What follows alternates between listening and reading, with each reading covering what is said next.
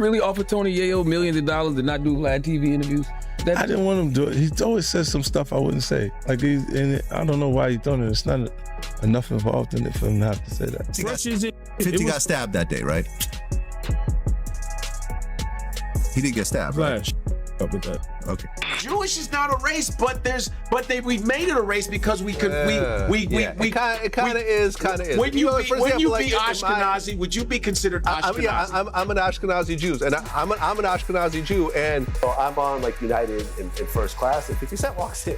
I'm like, oh shit, we haven't seen each other in like 10 years. You know, like in the last interview with Yayo, I was like, oh, 50 Cent hates you.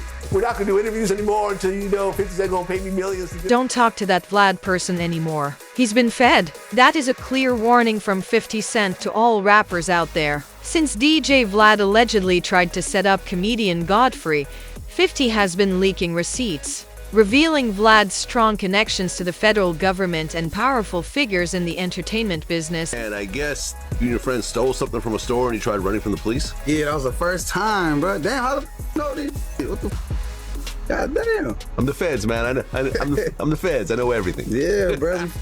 DJ Vlad became the cultural voice through his interviews with rappers, insiders, and street legends. But according to rumors, he has been collaborating with federal officials for years, using his position as a convenient way to imprison black musicians. There are others besides rappers. Sources claim that he even tried to line up Godfrey. After it failed, he encouraged people to denounce him on tape, including Lord Yamar and Aries Spears. Vlad thought he could gaslight the answer, but the mask is falling off. And now, 50 is exposing the darkness. And there he is, sitting there taking pictures with Vlad. I wear the same shorts practically every day. And he is right there, sitting there, taking photos with Vlad. Damn near have the same shorts on. Lord Jamar.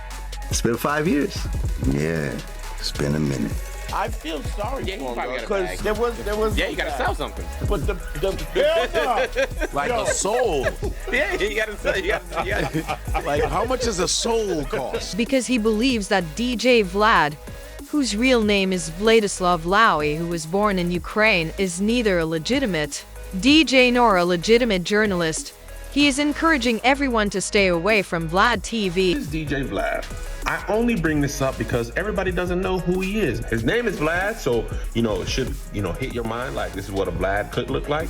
But people don't be thinking that. They be like, this is Vlad, and some people know. Maybe you did, but if you didn't know this is what DJ Vlad looked like, this is what he looked like. And this person is an industrial plant, according to 50, who works for the invisible powers that underpin the entire system, not just the government. 50 people are positive the receipts are real and disturbing, even if it may sound like a bizarre conspiracy. Vlad is so hazardous, he says, that he has even offered to pay others to avoid him. 50 claims that in order to keep Vlad from ever seeing him again, he would spend millions of dollars on his own man, Tony Yao. But 50 didn't stop there. Vlad was hit in the neck by him. In 2000, he made Vlad take down a whole video in which Cal Dawson talked about the night that 50 got lit up. According to the label Vlad had given it, 50 Cent was shot 9 times while Cal Dawson was in the car. Cal was shot in Section 3 as well. You really offer Tony Yayo millions of dollars to not do Vlad TV interviews?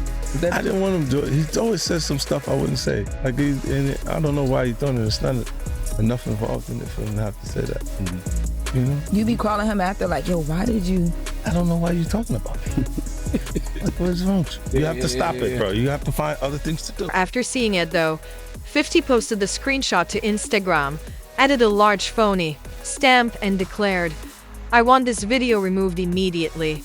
Regardless of what he did, Vlad was clearly aware that he was wrong. In a moment, the clip was gone. However, this is where it gets even dirtier. The whole Godfrey incident exposes Vlad's actual deceit. When Vlad decided to disparage Minister Louis Farrakhan in an interview with DL Huey in 2020, it all started by accusing the man of calling all Jews Satan and encouraging people to throw rocks at Jews.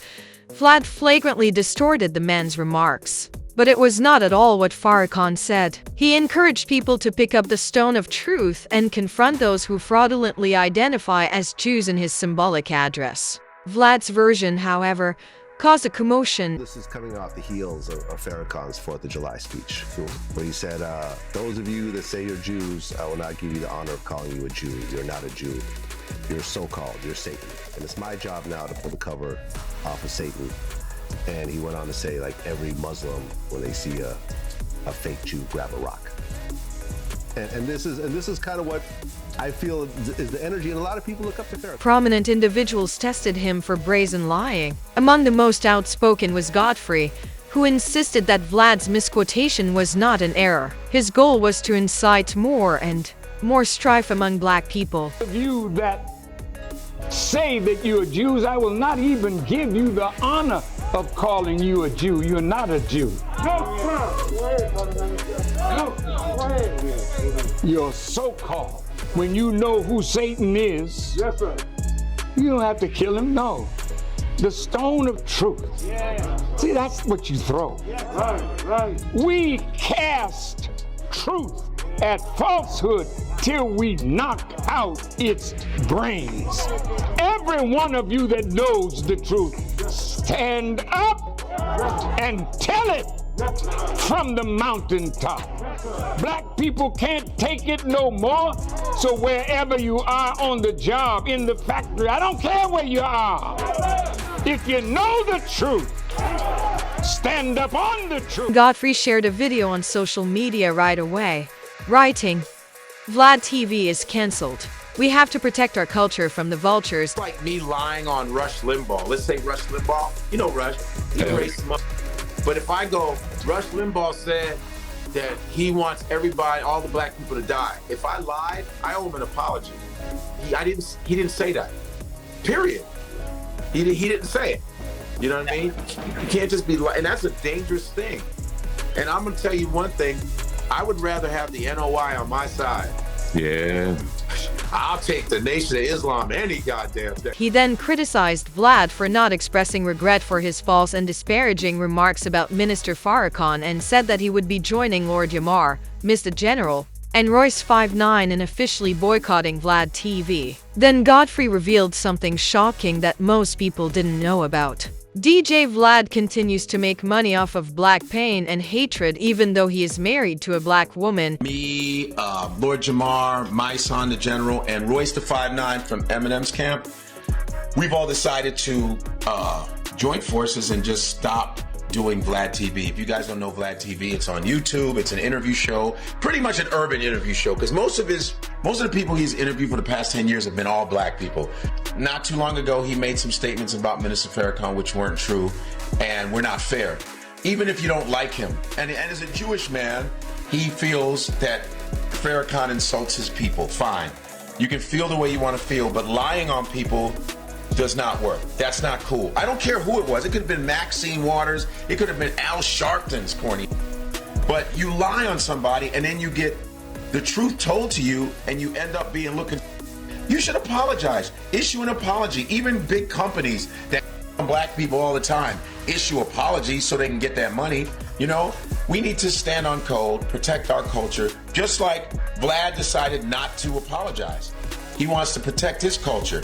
Okay, so we stood on ours. So we are not going to, we unsubscribe to Vlad. You all should unsubscribe to Vlad. If you're African American, you have some integrity. It grew even more irascible at this point. At first, Lord Yamar, who was accompanying Godfrey, reprimanded Vlad for not apologizing and for vowing never to go back to the platform. They both used to watch Vlad TV on a regular basis, and Yamar agreed that boycotting was the best way to uphold your morals. But when it came time to really hold the line, only Godfrey stayed solid. You know, you can't just, it's everybody, you can date black women and marry them and all of a sudden you can't respect us. No, I'm getting a little tired of that. Getting a little tired of being used monetarily and you. That's any culture protects their culture. If black people say anything bad about any culture, we have to apologize right away, just like Nick Cannon did, right? So I think if you insult us, you should apologize to us. We are not animals. We are not some amusement fucking ride that you can get on when you want to. Well, this ride is derailing. That for his decision. No hate, just business. And in order to conduct interviews and collaborate, Yamar returned to Vlad in secret. What's worse is that he joined Vlad in mocking Godfrey by saying he wasn't solid. Vlad also employed his well-worn strategy of fabricating statements made by a black man, claiming that this time, Godfrey ignored his family. There was no deception of the fans. They saw Yamar, the embodiment of hard labor, accuse Godfrey of being untrue and breaking his own boycott. And without even attempting to confront Godfrey, who had done him nothing, Yamar made peace with Vlad, a white man. I actually ran into Godfrey. So a week or two earlier, and you know, I'm there, my security's with me. So as I see he's coming out, you know, we both stand up. And, you know, he's walking by. I said, "What's up, Godfrey?" The first thing he does is put out his hand and shake my hand. And as I'm shaking his hand, I said, "You and I need to talk." I looked Godfrey in the eyes, you know, as we're shaking hands, and I said, we need to talk. He goes, "Okay." And he runs off real quick. Never to be seen. Well, I know somebody that still talks to him, so that person gave me his current phone number. So I texted him and I said, "Yo, this is Vlad. We need to talk." And he never responded. Hey. Yeah. I can't speak for him. Well, you and him just had a falling out. Yeah. I don't even want to get into it, man, because he's, you know, he's just not a solid dude, man. I always had I knew from the minute he said, "Well, let's just take a break." And we discussed, we didn't say nothing about no break. It was awful to watch Vlad sit there grinning during their interview while Yamar nodded in accord with every statement as if it were scripture. The worst thing is this. Because I feel like he was the most outspoken. He was the one that was doing interviews saying I should be canceled and talking about my family and stuff like that. So if anyone should have a conversation with me, I think it should be him. But clearly, for whatever reason, he doesn't want to have that conversation. Yamar firmly promised that Godfrey would be the first to go back to Vlad. Godfrey, of course, had to examine him, remind him of what he had said, and term it soul-selling. There's more to the argument, though. When Godfrey was still a regular, he actually used Vlad TV as a platform to tell Vlad straight out that he didn't think he loved black people. One instance that stands out in particular is Vlad's claim that America would go bankrupt if it made reparations to black people. Godfrey clapped his hand, retorted that the US had no problem spending trillions on defense or providing funding to some so-called allies. It now makes perfect sense that 50 Cent is willing to spend millions on his employees to keep them off Vlad's sofa. It's not just persistent rudeness. It has to do with those alleged intimate links to the federal government and claims that he is helping to lock up black people. For years, rappers have been on Vlad TV, expecting to be interviewed again. And he is right there, sitting there, taking photos with Vlad. Hey, Damn near have the same shorts on. Lord Jamar! It's been 5 years. Yeah, it's been a minute. I feel sorry for him, because there was. Yeah, you gotta sell something. But the Like a soul. Yeah, you gotta sell. Like, how much does a soul cost? Was then flooded with questions. The case file was so thorough that Vlad appeared to hold it in hand. He would mention old charges, street feuds, and names that never made the headlines. Things he had no business knowing unless he was involved with police enforcement. No, what I'm saying is tens of millions of people, of black people. Of black people. Okay. Who would get that. Yeah. It would bankrupt the whole country. It would bankrupt the whole country. But for the people that built the country to make you the money. Yeah. You understand? You know, all of a sudden now you worried about being bankrupt when you spend trillions of dollars on defense, trillions of dollars on unnecessary, trillions of dollars to send black men, especially to jail, trillions of dollars to up our whole country, trillions of dollars to food up, the air up, the water up, trillions of dollars to make people sicker and sicker and sicker and sicker in this country, but you mad? We don't have the money because, and this is what I think, and this is what I believe, you just don't like black people.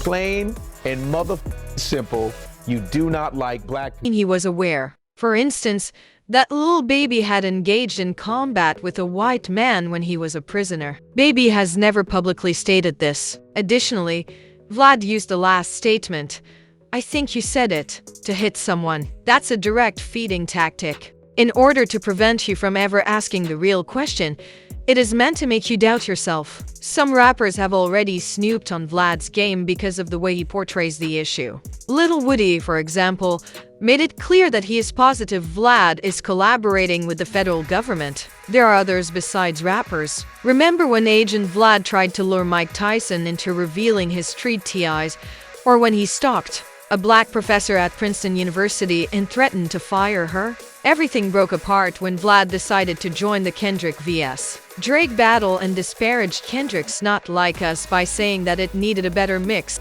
Okay, you got into a fight with a white dude. Exactly. Was it like a racist thing? Was it like whites and blacks kind of clicked up in there? How you know that?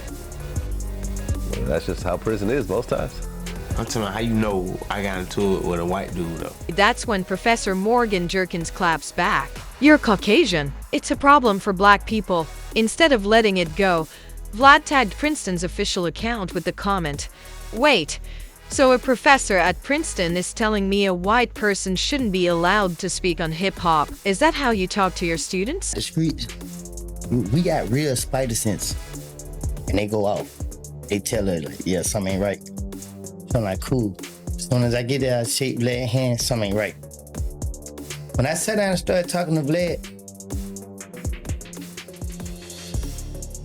Vlad knew how to ask questions the same way the police did. Like my whole childhood, I watched cops.